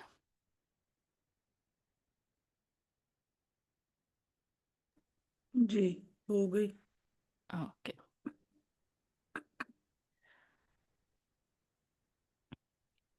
अब ये जब हमने कर लिया, सबसे पहले रिसर्च क्वेश्चन रिफाइन किया, कीवर्ड्स इकट्ठे किए, साथ साथ ये सोचा कि हमने किस कैटेगरी की राइटिंग करनी है, आउटपुट में हमने प्रेजेंटेशन बनानी है, आर्टिकल लिखना है, रिसर्च पेपर लिखना है, क्या काम करना है। उसके बाद आपने अपने सोर्सेज वगैरह इकट्ठे किए उस हिसाब से। फिर ये सिफ्ट है for credibility check. It's just sifting means कि जैसे आप छानते हैं तो आपने सोर्सेज निकालने हैं। जैसे गूगल स्कॉलर में मैंने आपको बताया कि रिसर्च पेपर जो है, सारे research paper are not equal, तो आपने उसके हिसाब से उसे देखना है। तो सिफ्ट आपको क्या कहता है, stop and identify type and purpose. पहले तो आप ये देखें कि जो आप पीस उठा रहे हैं वो आपने चाहे किसी बुक से लिया है या गूगल स्कॉलर से उठाया है या सिंपल गूगल से उठाया है या एआई से आपने डिस्कशन की है। तो जो भी आपके पास आया है वो क्या, किस फॉर्म में है, वो राइटिंग आपके पास किस फॉर्म में है। Is it really for that you can use it for an argument, is it just information, या वो कुछ entertainment. Basically identify, read it thoroughly and try to understand कि जो लिखने वाला है उसने उसको क्यों लिखा है। फिर आप उसको इन्वेस्टिगेट करेंगे इन द सेंस कि कोई ऐसा कॉन्फ्लिक्ट ऑफ इंटरेस्ट, उसका ऑथर, ऑर्गेनाइजेशन, किन लोगों ने वो लिखी है, और जो वो क्लेम कर रहे हैं वो उन्हें क्या सपोर्ट दे रहे हैं, वो कोई लॉजिकल फैलेसीज, इस तरह की चीज़ें। मतलब अब हम रिसोर्सेज आने के बाद अब हम रिसोर्सेज के अंदर जा रहे हैं। और रिसर्च पेपर्स को भी पढ़ने का एक सर्टन तरीका होता है। रिसर्च पेपर में लिमिटेशन सेक्शन होता है जो आपने ज़रूर चेक करना है। और again it's a detail discussion जो इंशाल्लाह हम कोशिश करेंगे कि करें। लेकिन बेसिकली सोर्सेज आपके पास आ गया। अब हम सोर्सेज के अंदर जा रहे हैं कि देख रहे हैं कि क्या स्टाइल है राइटिंग का, लिखने वाला कौन है, किस मकसद से लिख रहा है, क्या कोई और लोग भी हैं जो सेम क्लेम कर रहे हैं। अगर ये बंदा ये बात कर रहा है तो क्या ये बात कहीं और से भी बैक की जा सकती है कि ये सिर्फ यूनिक एक ऐसी बात है जिसको बैकिंग नहीं है, एंड देन फिर हम उसे उस तरह लेके चलेंगे। इसी तरह ये कि अगर वो फर्दर कुछ चीज़ें रेफर कर रहा है तो क्या उन जिन चीज़ों को वो रेफर कर रहा है अपना आर्ग्यूमेंट बिल्ड करने के लिए या अपने सबूत देने के लिए, क्या उनको ट्रेस किया जा सकता है, क्या उनको ऑथेंटिकेट किया जा सकता है, क्या वो वेरीफाइबल सोर्सेज हैं। तो ये आप कोई भी जब सोर्स रीड करेंगे तो आप ये तीन चार चीज़ें चेक करेंगे और फिर सोचेंगे कि आपने उसको यूज़ करना है अपने काम में या नहीं यूज़ करना। ये आपका क्रेडिबिलिटी चेक होगा। अब अगेन यहाँ तक हम जो सारा काम कर रहे हैं ये मैनुअल मेहनत है कि आपने खुद एक टॉपिक में आप डीप डाइव कर रहे हैं, उसकी अंडरस्टैंडिंग ले रहे हैं, उसको समझ रहे हैं, उसको वेरीफाई कर रहे हैं। हम अभी तक आउटसोर्सिंग नहीं की हमने। ये just basically different category wise अगर आप टेक्स्ट देख रहे हैं तो आपने किस तरह बेसिकली उसकी क्रेडिबिलिटी करनी है। अच्छा, अब आ गया ethical use of AI in writing, जो बेसिकली हमारा मेन टॉपिक भी था और अभी इरम ने भी जो क्वेश्चन किए। तो उसमें सबसे पहले तो आप जो भी प्रॉम्प्ट यूज करेंगे आपने उनका ट्रैक रखना है, अपने लिए भी और बाज़ दफ़ा आपको किसी और के लिए भी। अगर आप पब्लिश भी करा रहे हैं they can ask you for this कि आपने एक्चुअली क्या क्या प्रॉम्प्ट यूज़ किए हैं स्टडी में जहाँ जहाँ आपने एआई यूज़ किया है। ये आपको एक तरह से स्टेप रिट्रेस करने के लिए यूज़फुल हो सकता है। दूसरी की पॉलिसी क्या है, अभी तो चूंकि एआई और ये सारा जो यूज़ ऑफ एआई है इट्स चेंजिंग वेरी क्विकली। तो जो एजुकेशनल इंस्टीट्यूट्स हैं वहाँ पे जैसे फॉर एग्जांपल यहाँ पे 30% तक अलाउ है कुछ इंस्टीट्यूट्स में। और लेकिन वो भी आपकी टास्क टू टास्क के, किसी में 100% अलाउ होता है डिपेंडिंग ऑन कि आप क्या काम कर रहे हैं, किसी में 0% अलाउ होता है। तो वो ये वाली जो चीज़ है, there is no hard and like strict limits yet. और लोग इसको एजुकेशन का हिस्सा मान के इसको एक्सेप्ट करने की कोशिश कर रहे हैं क्योंकि they don't see a future जहाँ पे लोग एआई के बगैर काम करें। लेकिन दैट डज नॉट मीन कि कोई एथिक्स नहीं है, कोई लाइन हमने ड्रॉ नहीं करनी and we can use it for whatever we are doing. So पहली तो जो जिस भी मकसद के लिए आप लिख रहे हैं, अगर आप किसी रिसर्च को पब्लिश करना चाहते हैं, कहीं लिखना चाहते हैं, तो आपने उनकी एआई रिक्वायरमेंट चेक करनी है कि how much AI do they allow you, और फिर आपने उस हिसाब से लेके चलना है। अभी जो हमारा जैसे मकसद है, अगर हम इंटेलेक्चुअल वॉरफेयर के हिसाब से करें, तो मैंने पहले ही आपको बता दिया, अगर आप अपनी थिंकिंग आउटसोर्स कर रहे हैं तो आप अपना मकसद अचीव ही नहीं कर रहे। तो इस मसले में आप ये काम कर सकते हैं कि आप लैंग्वेज के लिए, ग्रामर और इस तरह की चीज़ों के लिए तो एआई यूज़ करें, लेकिन अपनी क्रिएटिविटी, अपनी जो आवाज़ है, अपना जो यूनिक पर्सपेक्टिव है वो बाहर रखने के लिए आप आपको स्ट्रिक्टली एआई अवॉइड करना है उस सारी स्टेज में जहाँ पे आप कॉन्सेप्ट बिल्डिंग कर रहे हैं। और तीसरी बात ये कि आप अकाउंटेबल हैं, जो भी फॉर एग्जांपल आप रिलीजन से रिलेटेड किसी भी टास्क पे काम किया, आपने एआई यूज़ किया, एआई ने एको चैम्बर की तरह आपको रिटर्न किया जो टॉप 5 रिजल्ट्स थे या जो उसे लगता था कि आपको पसंद आएगा, और आपने आगे वो 25 लोगों को और बता दिया, तो आप उसके लिए दुनिया में भी रिस्पॉन्सिबल हैं और आखिरत में भी रिस्पॉन्सिबल हैं। तो आपने अपनी अकाउंटेबिलिटी भी जहन में रखनी है। अगर आप किसी जगह पे पब्लिश कराना चाहते हैं तो आपने उनकी पॉलिसीज़ भी देखनी है, और अपना पर्पस भी कि आप लिख क्यों रहे हैं। आपकी एआई यूज़ अगर उस पर्पस के अगेंस्ट जा रहा है तो उसको यूज़ करने का कोई फ़ायदा नहीं है।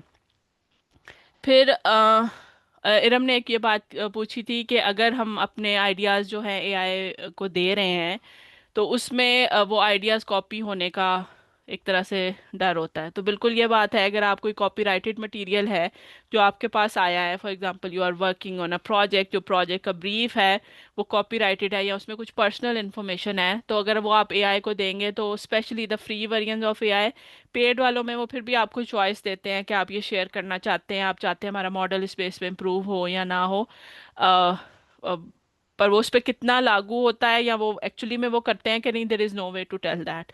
सो डेफिनेटली कोई ऐसी चीज़ जब आप एआई को देंगे तो वो it will become public, it won't be plagiarized, वो उस प्लेजरिज्म में नहीं आएगी, लेकिन एआई का मॉडल उस पर ट्रेन हो रहा होगा अगले लोगों को जो वो रिस्पॉन्स दे रहा होगा। हमारे केस में हम चाहते हैं कि हमारा डाटा एआई में इंडेक्स हो, हम चाहते हैं कि हमारे डाटा पे मॉडल ट्रेन हो, तो for now we don't need to worry about this. लेकिन अगर आप किसी ऐसे प्रोजेक्ट पे काम करें, maybe you have a business idea, maybe you have some very private information, please don't share it with AI.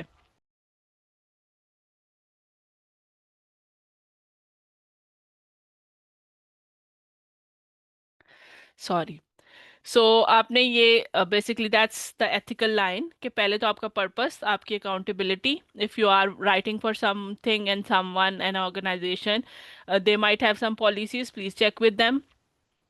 If there is you are violating someone's privacy or copyright, you should not be giving that material to AI.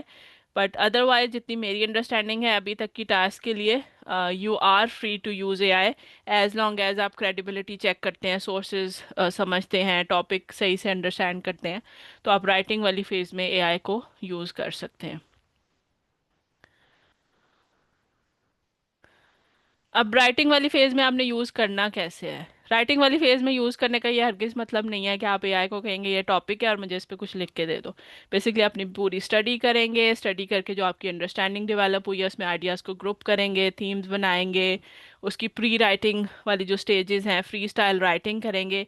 जब आपके पास एक material आ गया, it's not polished but it's yours, आपका content जो है वो English के हिसाब से, लैंग्वेज के हिसाब से उसमें शायद क्लैरिटी नहीं है, ग्रामर की मिस्टेक है, स्पेलिंग की मिस्टेक है, बट आपका आइडिया, आपका जो आप चाहते हैं वो आपने सारा एक फॉर्म में कर लिया है। अब आप एआई को ला सकते हैं और एआई से कह सकते हैं कि इसको एक वेल रिफाइंड वे में कि जो मेरा मैसेज है वो आगे चला जाए, उसके लिए आप यूज़ कर सकते हैं। इसके अलावा कुछ और टूल्स हैं जो मैं आज नहीं डिस्कस कर पाऊँगी, जो आप डिफरेंट स्टेजेस में यूज़ कर सकते हैं। हमने जीपीटी, एलएलएम देखा, सर्च इंजन, एक्सप्लेन पेपर का एक टूल है कि साइंटिफिक पेपर बाज़ दफ़ा because they are so condense and rich तो आपको अंडरस्टैंड करना मुश्किल होते हैं, तो आप एक्सप्लेन पेपर की साइट है, यूज़ कर सकते हैं। इसमें आप कोई भी पेपर देंगे, पीडीएफ देंगे, तो आप उससे इंटरेक्ट कर सकते हैं, उसको कह सकते हैं कि ये सेक्शन, ये लाइन जो है मुझे आसान लफ्ज़ों में बता दो। Basically you can chat with the paper and it can tone it down for you. फिर गूगल न्यूज़ है, अगर आप कोई ऐसी न्यूज़ या करंट अफेयर्स पे काम कर रहे हैं तो गूगल, सिंपल गूगल यूज़ करने के बजाय गूगल न्यूज़ यूज़ करें, और उसी के पैरेलल में allsites.com एक वेबसाइट है जो एक ही न्यूज़ की डिफरेंट कवरेज, कि कौन कौन से चैनल उसको कवर कर रहे हैं, किस किस तरह के वो फ्लेवर्स दे रहे हैं, उनके 22 मीटर्स और इस तरह की चीज़ें वो आपको बताती है। That can be very helpful, क्योंकि बाज़ दफ़ा जो मीडिया है वो एक सर्टन न्यूज़ को सर्टन फ्लेवर के साथ प्रोपोगेट कर रहा होता है। फिर अगर आपने इमेजेस किसी और ने रेफ़र किए हैं या आपने उनको ट्रेस करना है तो गूगल इमेज, गूगल लेंस का यूज़ करेंगे। Perplexity again it's an chatbot, but ये जो आपको सर्च रिजल्ट देता है वो सिर्फ पब्लिश रिसर्च से देता है, और और अगर पब्लिश रिसर्च नहीं भी है तो जो भी रिसर्च बेसिकली रिजल्ट आएगा उसके साथ लिंक ज़रूर आएगा। ये जीपीटी की तरह it's not just for general purpose language, इसमें क्रिएटिविटी कम है, it's more for researching on specific topics. आप इसको देख सकते हैं। नोटबुक एलएम है, अगर आप कोई टॉपिक स्टडी कर रहे हैं और आपके पास उसमें ढेर सारा मटेरियल है, और अगेन आप उससे इंटरेक्ट करना चाहते हैं, उससे चैट करना चाहते हैं, आपको कोई चीज़ समझ नहीं आ रही, तो आप इसको यूज़ कर सकते हैं। ये सारे डिफरेंट टूल्स हैं। जो इंटरेस्टेड है टूल्स में वो इनको अपने तौर पे एक्सप्लोर कर सकता है। उसके अलावा ये एक जेनेरिक प्रॉम्प्ट है। काफ़ी सारे लोग पूछते हैं कि प्रॉम्प्ट कैसे लिखनी है। फॉर एग्जांपल जैसे आपने एक प्री राइटिंग के फॉर्म में आपका टेक्स्ट जो है वो आपके पास मौजूद है, आप अपने टेक्स्ट के आइडिया से हैप्पी हैं, आपने जो कंक्लूजन देना था आप उससे हैप्पी हैं, बट अब आप ये चाहते हैं कि उसकी इंग्लिश की क्लैरिटी और ग्रामर और ये सारे इश्यूज जो हैं वो रिजॉल्व हो जाए। तो जो नीचे प्रॉम्प्ट है ये आप दे सकते हैं, act as an language genetic editor with minimal changes, कि आप ये चाहते हैं कि मेरा जो कंटेंट है वो मिनिमलिस्टिक चेंजिंग चेंजिंग करनी है, आपने सारा एज इट इज़ ओरिजिनल रखना है, keep my tone structure and information the same, only fix grammar, sentence clarity and flow, do not simplify ideas or alter meaning। so basically आप उसे ये कह रहे हैं कि जो मेरा काम है उसको as original as much as you can do उसको प्रिजर्व करो while changing, कि अगर मैंने कहीं ग्रामर की मिस्टेक की है, सेंटेंस कंफ्यूजिंग है, उसमें क्लैरिटी ले आओ। तो ये आपको जो राइटिंग वाली स्टेज है उसको स्पीड अप कर देता है। I understand we don't have like English is our second language, so we can have these issues, तो इस जगह पे आपको हर्डल नहीं होनी चाहिए। लेकिन जैसे जो पिछला वाला सारा काम है उसमें आपने प्रॉपर मेहनत से और वो काम सही तरीके से करना है। इसी तरह आप कोई भी प्रॉम्प्ट जो जेनेरिक डिज़ाइन करना चाहते हैं, for example this is for language editing, जब भी आप कोई प्रॉम्प्ट डिज़ाइन करना चाहते हैं एक जेनेरिक जो वे है, सबसे पहले आप उसे कोई रोल असाइन करेंगे। फॉर एग्जांपल आपने कोई आर्टिकल लिखा है और आप चाहते हैं कि इसमें कोई लॉजिकल फैलेसी तो नहीं, या मैं कोई आर्ग्यूमेंट दे रही हूँ तो कोई बायसनेस तो नहीं, तो आप उसको एक क्रिटिकल एनालिस्ट, रीजनिंग एनालिस्ट, इस तरह का कोई रोल असाइन कर सकते हैं। इस केस में हम उसे लैंग्वेज एडिटर का रोल असाइन करें, तो प्रॉम्प्ट के शुरू में आप जीपीटी को या लैंग्वेज मॉडल को एक रोल देंगे कि you need to act as this this this. अगर आपको नहीं पता क्या रोल देना है तो वो भी आप उससे पूछ सकते हैं कि मैंने ये काम कराना है तो मुझे क्या रोल असाइन करना चाहिए। उसके बाद आप उसे अपनी टास्क बताएंगे, this can be the text जो आप उसे एनालाइज कराना चाह रहे हैं, कोई टॉपिक है। फिर कोई नेगेटिव प्रॉम्प्ट्स हैं कि आप कोई बाउंड्री सेट करेंगे कि ये काम तुम कर तो रहे हो लेकिन ये काम नहीं करने। फॉर एग्जांपल इसमें आपने उसे कहा है कि मेरी टोन नहीं चेंज करनी, स्ट्रक्चर सेम रखना है, इन्फॉर्मेशन सेम रखनी है, ये बाउंड्रीज आप सेट करें। और फाइनली आप आउटपुट किस तरह की चाहते हैं, मे बी आप चाहते हैं कि पूरा पैराग्राफ आए, मे बी कोई ऐसा काम है आप चाहते हैं कि मुझे बुलेट पॉइंट्स में दो, या इस तरह की चीज़ें। बेसिकली इस तरह आप कोई प्रॉम्प्ट लिख सकते हैं, this is just a generic format. और that's about it. Again, it might be very overwhelming for some of you, क्योंकि ये मैंने काफ़ी कुछ क्रैम किया है एक सेशन के अंदर। तो this is another QR code, please scan it. इस पे गूगल फॉर्म आपको मिलेगा, उसमें आप आज के सेशन की भी फीडबैक दे सकते हैं और ये भी बता सकते हैं if you are interested in the full series. और फुल सीरीज़ अगर हम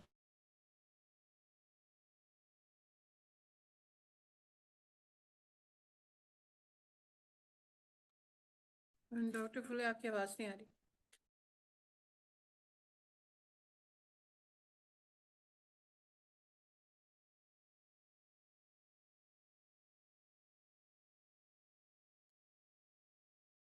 आई गेस डिस्कनेक्ट हो गया।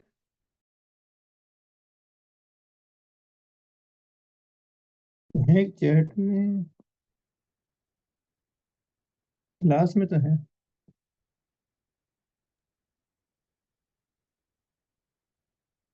सॉरी, आई थिंक मेरा जूम डिस्कनेक्ट हो गया था। Can you guys hear me? Now we can hear you. Okay, तो मैंने कहाँ तक बात मेरी सुन ली थी आप लोगों ने? आप क्यूआर कोड की बता रही थी कि वो फॉर्म जो है वो फिल करें, फीडबैक दें, और आगे मजीद क्या आप जानना चाह रहे हैं।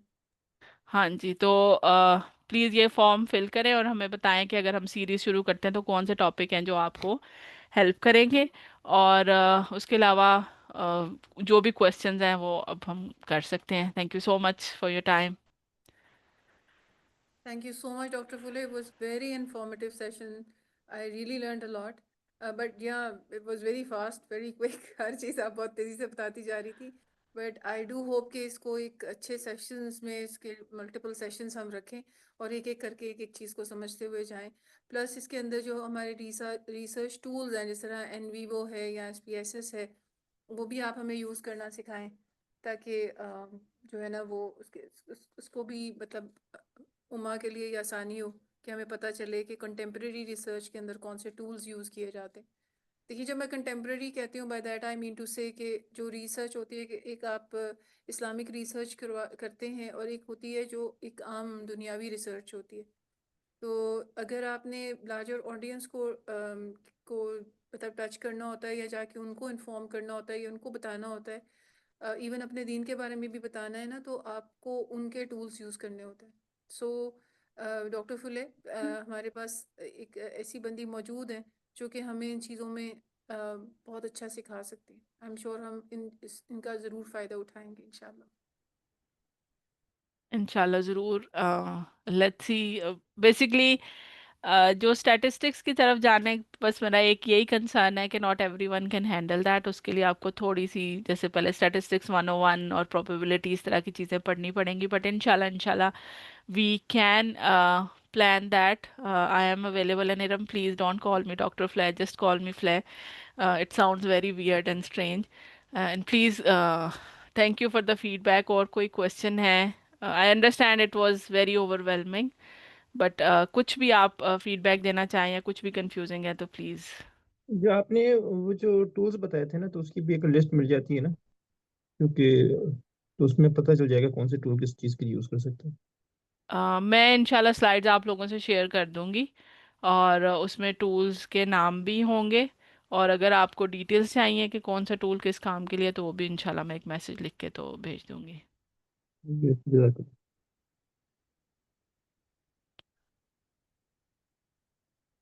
Doctor Phule, what do you suggest कि इसके कितने सेशंस हम रख सकते हैं और हाउ टू स्टार्ट, कहाँ से हम शुरू करें? और जैसे कि हम लोग दो तीन और चीज़ें भी करना चाह रहे हैं, जिसमें एक क्रिटिकल रीजनिंग थ्रू टेक्स्ट हम के ऊपर भी मैं काम कर रही हूँ। जैसे हमने अभी राइटिंग स्किल के ऊपर काम किया है, लेकिन अभी मैं एक और मॉड्यूल तैयार कर रही हूँ जिसके अंदर critical reasoning with in the text आपको कैसे आइडेंटिफाई करनी है और ख़ुद भी कैसे उन वर्ड्स को यूज़ करना है। जैसे प्रेमिस कैसे सेट करते हैं और कंक्लूजन कैसे ड्रॉ करते हैं, आर्गुमेंटेशन को आइडेंटिफाई कैसे करते हैं। दूसरा, एक रिसर्च, कंटेम्प्रेरी रिसर्च जिस तरीके से की जाती है वो सिखाना भी बहुत ज़रूरी है, क्योंकि मैं माशाल्लाह इतने लोग पढ़े लिखे हमारे साथ हैं और उनके पास बहुत नॉलेज है, लेकिन उनको इस चीज़ की अवेयरनेस नहीं है कि जो आम हालात में साइंस की रिसर्च कैसे की जा रही होती है, क्वालिटेटिव क्वांटिटेटिव रिसर्च क्या होती है, इसके कितने चैप्टर्स होते हैं जब आप थीसिस लिखते हैं या कोई भी। सो आप क्या सजेस्ट करती हैं कि इसको किस तरीके से लेके चला जाए? मेरा पर्सनल जो अभी तक एक्चुअली इंटरेक्शन हो रही है, मैं इसके पैरेलल में ये सीरीज़ जो है वो आईएमएस के ग्रुप में शेयर कर रही हूँ। लाइक वहाँ पे मैं तो वहाँ पे जो ऑडियंसेस है, जाहिर बात है उनके हिसाब से मैंने इनिशियली 5-6 सेशन प्लान किए थे, लेकिन अभी 10-12 सेशन तक बात चली गई। और it's very very very basic कि उनको डिफरेंट टूल्स जो हैं अवेलेबल हैं जिनको वो यूज़ कर सकते हैं, उनको अंडरस्टैंड कराना और वो वोकेबलरी देना कि बेसिकली जैसे यहाँ पे तो आपने राइटिंग कवर कर लिया है, तो दैट्स इजी कि वो पार्ट मुझे बीच में इंक्लूड करने की ज़रूरत नहीं है। इसी तरह अगर आप रीजनिंग वाली चीज़ अगर आप शुरू करते हैं, तो उससे ये होता है कि एक वोकेबलरी या अंडरस्टैंडिंग बिल्ड हुई हो, तो फिर आप कोई टूल भी यूज़ करते हो तो आपको पता होता है कि टूल से कैसे काम लेना है। या ऐसे ही है कि आपकी अगर हाउस हेल्प है या ऑफिस में अगर कोई आपका असिस्टेंट है, अगर आपको खुद कोई काम नहीं आता तो आप उनसे भी नहीं करा सकते। तो पहले आपने अगर कोई टूल भी यूज़ करना है, तो आपकी बेसिक अगर नहीं है तो आपको ये नहीं समझ में आएगी कि टूल जो है वो आपके किस काम आ सकता है, या अगर वो आपको कोई रिस्पांस दे रहा है तो आपने वो कैसे एवेल्युएट करना है। तो जो भी आपका जो राइटिंग वाली सारी जो आपने बिल्ड किया, अगर आप क्रिटिकल एनालिसिस पे भी करती हैं, तो इट विल हेल्प अस। मेरा ये पार्ट होगा कि मैं उस काम को ऑटोमेशन उसमें कैसे लेके आनी है, क्योंकि बाज़ दफ़ा हम कॉन्सेप्ट समझ लेते हैं, लेकिन जब हम नई चीज़ पे काम करने की कोशिश करते हैं तो हम कंफ्यूज हो जाते हैं। तो वहाँ पे टूल्स कैसे हेल्प कर सकते हैं, that's the flavour I can give. और फिर जो स्टैटिस्टिक्स से रिलेटेड है, जहाँ पे हम एसपीएसएस या कुछ भी ऐसा टूल यूज़ करते हैं, I think that is for specialized audience जो उसमें इंटरेस्टेड होंगे, विलिंग होंगे। Not everyone, so maybe we can have like an understanding, या हम काउंट ले सकते हैं कि कितने लोग हैं जो वाकई इसमें करना चाहते हैं। क्योंकि उसके लिए फिर आपको बेसिक्स, पी वैल्यू क्या होती है, सैम्पल सैम्पल की कैटेगरीज, और फिर like you have to go to very basic level before you can start any tool, क्योंकि टूल जो भी आपको जनरेट करेगा वो आपको समझ में नहीं आएगी। तो उसके लिए फिर हम अलग से एक काउंट ले सकते हैं कि कौन लोग इंटरेस्टेड हैं, और कितनी डिटेल या कितना टाइम, फिर हम वो मेरा मैं फिर भी उसको सेपरेट ही प्लान करना चाहूँगी, because I don't think so everyone can handle that, और they might not be interested, क्योंकि फिर हमें उस अगर सब लेते हैं तो बहुत अच्छी बात है। फिर हम बेसिक स्टैटिस्टिक्स से शुरू करेंगे, स्टैट्स 101 का कोर्स, और फिर उसके बाद हम टूल बेस्ड काम करेंगे। तो we can go that way as well, but again it depends, let's collaborate on that and have कि अपनी फीडबैक दें हमें, और हमें बताएं कि हमें किस लेवल तक जाना चाहिए, क्या चीज़ आपको इंटरेस्टिंग लग रही है, और आप उसमें, क्योंकि हम सेशन प्लान कर लें और फिर सेशन में कोई भी ना हो तो फिर उस सेशन का तो कोई फायदा नहीं। तो that's my only reservation, otherwise hmm. Let's doctor work on एक इट। चीज है इसके अंदर, बेसिकली ये है कि ये हम ऑफर तो सभी को करेंगे, लेकिन जो भी आना चाहे, लेकिन एक फॉर्म हम फिल करवाना चाहेंगे, जो कि कोशिश करती हूँ कि ये बन जाए अभी। हमें थोड़ा सा पता चल जाए कि मतलब लोगों को कितनी अवेयरनेस है इसके बारे में, ताकि हमें पता हो कि अगर हमने 2 सेशंस करना है, कि एक एडवांस लेवल का कर लें, एक बिल्कुल बेसिक से शुरू करें, तो जिन लोगों को ऑलरेडी अवेयरनेस है, जो एक दफ़ा वो कंटेम्प्रेरी रिसर्च से गुजर चुके हैं, एमफिल किया, पीएचडी किया, कुछ भी, तो वो लोग तो इन चीज़ों से गुजर चुके हुए हैं एक दफ़ा, तो उनको कुछ अवेयरनेस होती है। अब जो बिल्कुल बेसिक्स हैं, बेसिक से शुरू करें, जैसे आप आईएमएस में एक बता रही हैं कि आप कर रही हैं, तो उनके लिए भी हम ओपन रखना चाहेंगे कि मतलब हम 2 ऐसी क्लासेस रख लें, जो एक बिल्कुल बेसिक से शुरू हो रही है और एक ज़रा एडवांस से शुरू हो रही है। व्हाट डू यू से? एडवांस वाली में तो फिर हमें सीधा टूल पे ही जाने की ज़रूरत है, उसमें तो हमें इतना लाइक, असल तो बेसिक वाली काम है जिसमें हमें बिल्कुल मैथमेटिक्स और स्टैटिस्टिक्स की बेसिक में जाना पड़ेगा, और एडवांस वाली में तो हमने ज़्यादा क्लिक्स ही सिखाने हैं कि so that's not a problem. हो तो एक दो सेशन, 3 सेशन अगर किसी ने बिल्कुल भूल गया हुआ है कोई, तो उसमें इतना इशू नहीं होना चाहिए, क्योंकि अब जो टूल्स हैं उसमें काफ़ी हेल्प है। मैंने एसपीएसएस का नया वर्जन नहीं देखा है, usually generally use for my students नाइम, it's a drag and drop tool. So there are a lot of things which are very very advanced now, तो आप उसको कर सकते हैं कि हम देख सकते हैं कि हमारे गोल क्या है, और उस हिसाब से हम कोई ऐसा टूल पिक कर सकते हैं। सो वो जो सेशन हम प्लान कर सकते हैं वो इतना ज़्यादा नहीं होगा, it's not gonna be very extensive.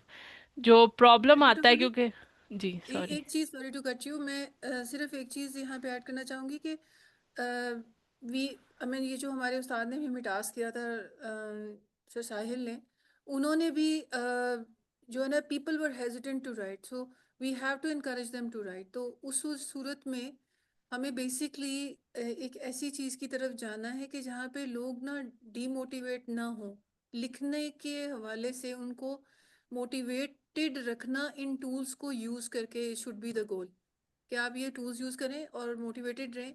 आपने बहुत अच्छी चीज़ें सोच रखी हैं, लेकिन पास नहीं मिल रहे, या आपको इंफॉर्मेशन की कमी महसूस हो रही है, तो आप इन टूल्स को कैसे यूज़ करेंगे, ये अगर हम लोगों को बता दें, तो आई एम श्योर कि हमारे यहाँ बहुत सारे लोग हैं जो अपनी आवाज़ें बुलंद करेंगे। बिल्कुल, यही गोल यही है कि टूल आपको वहाँ सपोर्ट करें कि आइडिया आपके पास है, आपने अच्छी मेहनत की है, टॉपिक पे ग्रिप आपकी है, और अब आप अपनी विजडम आगे देना चाह रहे हैं, तो don't skip the wisdom part, जहाँ पे आप वो विजडम डेवलप कर रहे हैं, इंटेलेक्चुअल एक ग्रिप ले रहे हैं चीज़ पे, उस पे अच्छी मेहनत करें, बाकी वाला काम it's all sorted, don't worry about it. So that's exactly what I am trying to convey, कि राइटिंग की टेंशन नहीं लेनी, वो हो जाएगी, रीडिंग और समझ और बेसिकली टॉपिक पे ग्रिप, ये असल में मेहनत वाला काम है। मैं ये एक बात कहना चाह रही हूँ। अस्सलाम वालेकुम वरहमतुल्लाह। ये बात, वालेकुम। ये जो आप कह रही हैं ना कि अलग अलग क्लासेस, तो इससे ये प्रॉब्लम भी होती है कि जैसे हम आप लोगों से सीख रहे हैं आप, तो साथ ही जो साथ पढ़ने वाले होते हैं उनसे भी हम कुछ ना कुछ सीखते हैं। तो अगर आप कंबाइंड क्लास रखेंगे तो जो दूसरे स्टूडेंट होते हैं वो भी आपस में हेल्पफुल होते हैं बहुत ज़्यादा। Ji Usma, it's a very valid point. अगर तो आप लोग वाकई इंटरेस्टेड हैं स्टैट्स पढ़ने में और सारा कुछ करने में, I am more than happy to do that. तो इंशाल्लाह बेसिक से शुरू करते हैं, जिसका रिवाइज जिसने पहले किया हुआ है उनका रिवाइज हो जाएगा और साथ हम टूल्स वगैरह भी कर लेंगे।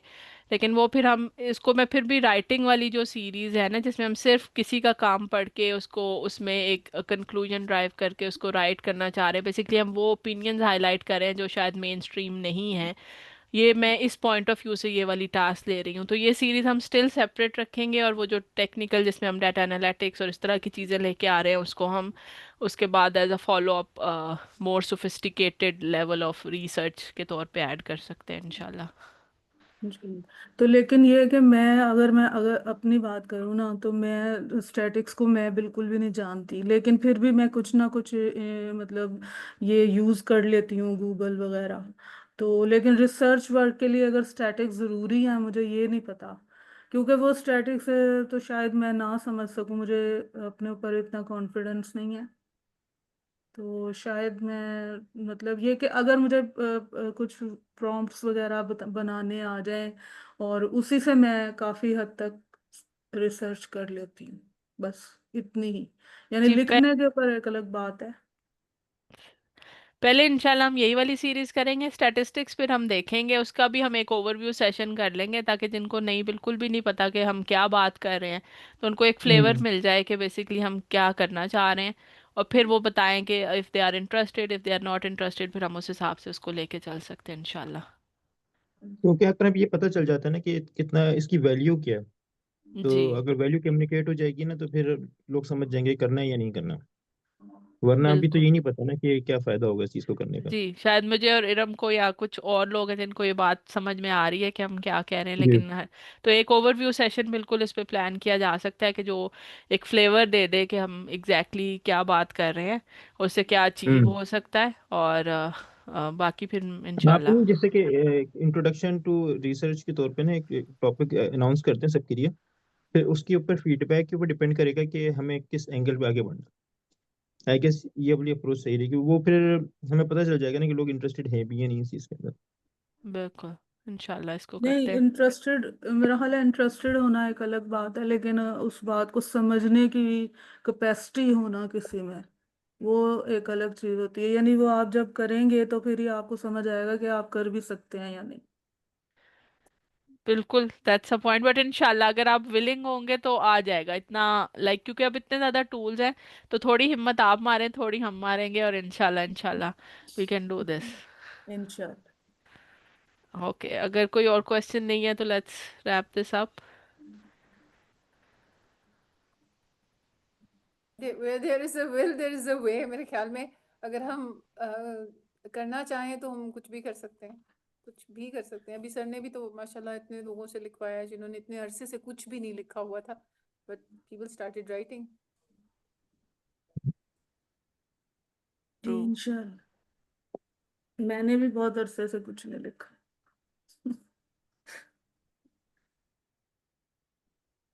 ओके, जज़ाकल्लाह खैरन कसीरा सिस्टर पुले।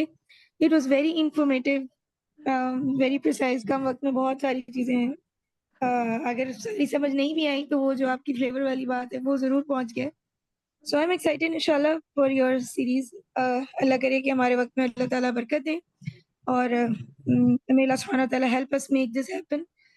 तो जो भी शेड्यूल हो, आप हो गए सिस्टर इरम, आप लोग आपस में डिस्कस कर लें अगर इसके फॉलो अप कोई सेशन रखना है इसके आगे। सो इंशाल्लाह लेट मी नो, और फिर हम उसको अनाउंस करवा देंगे। बाकी आज के लिए अगर कोई सवाल जवाब नहीं है तो इंशाल्लाह आप इजाज़त दें तो एंड करें इसको। जी नायाब, बस एक इतना ही है कि वो आमना जो है ना वो पूल करवाएंगी, जी एंड लेट्स सी कि how many people opt for that. और फिर उसके बाद जो है ना वो हम इसके ऊपर ना एक सीरीज, जिस तरह हमने राइटिंग के लिए 6 वीक सीरीज बनाई थी ना, तो कुछ ऐसे हम लोग प्लान कर लेते हैं, ठीक है? बट वी जी जी, विल आप श्योर इन्फॉर्म यू। करें। आपकी ना बीच में बात कट गई सिस्टर, मैं कह रही हूँ कोई कि आपकी शुरू में मेरे लिए आवाज़ कट गई थी। हाँ, आमना आमना से आमना जो है ना वो पूल करवा लेती है ना लोगों से, सबसे पूछ लेते हैं ना हम। फिर इसी तरह हम राइटिंग के लिए जो है ना हाँ वो एक श्योर श्योर। स्केड्यूल बनाते हैं, फिर आपको साथ शेयर करेंगे, फिर उसको मतलब जगह जगह हम एडवर्टाइज कर देंगे, बता देंगे लोगों को कि भी ये शुरू होने लगा है, तो आप लोग आ जाएं। So but we will inform you before time, ठीक है? श्योरली, बिल्कुल, इंशाल्लाह। बट जज़ाकल्लाह कीप द खैर। स्लॉट अल्हम्दुलिल्लाह। Available for us. हमारे लिए एक स्लॉट अवेलेबल रखिएगा, 2। एक ये वाला जो 5 बजे जी का जी, होता है, आप और एक हमारा सैटरडे का 2 बजे का। जी, अच्छा, एक आप पहले तो मैं 1 मिनट रिकॉर्डिंग इसकी वो कर देती हूँ, क्योंकि बात हमारी हो गई है जिस टाइम। जी